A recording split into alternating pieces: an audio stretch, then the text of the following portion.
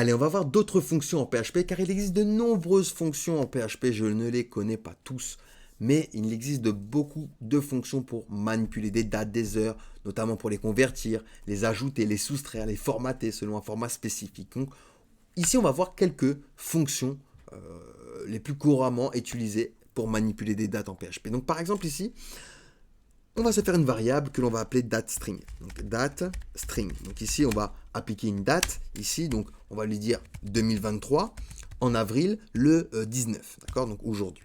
Parfait. Je vais utiliser maintenant une variable que je vais appeler timestamp et je vais lui dire que c'est égal à ma méthode str2time. Donc str2time, c'est une fonction qui va convertir une date et une heure sous forme de chaîne de caractères en un timestamp Unix. Donc il va ici récupérer en paramètre ma variable dateString et il va me donner, lorsque je vais faire un écho, par exemple, écho de timestamp, et ben il va me donner ici le nombre de secondes qui s'est écoulé depuis le timestamp jusqu'au 19 avril 2023. D'accord? On aurait pu également utiliser la méthode toTime pour ajouter.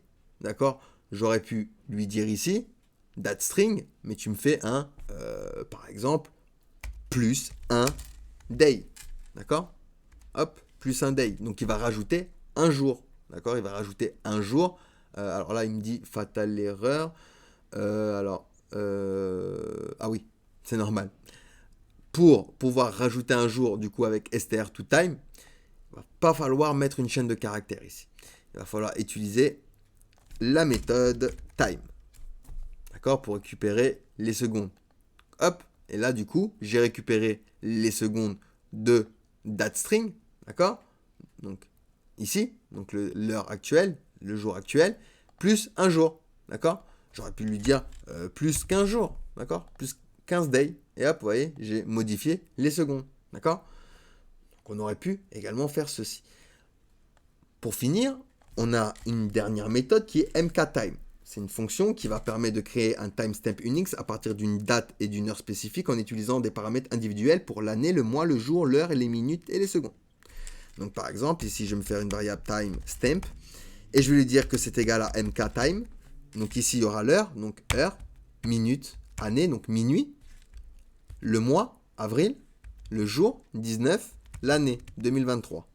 D'accord? Et ensuite, si je fais un écho timestamp, et ben du coup, je vais avoir les secondes qui s'est écoulées entre ma date, d'accord? Ma date, donc le 19 avril 2023, au timestamp Unix, d'accord? Donc au 1er janvier 1970.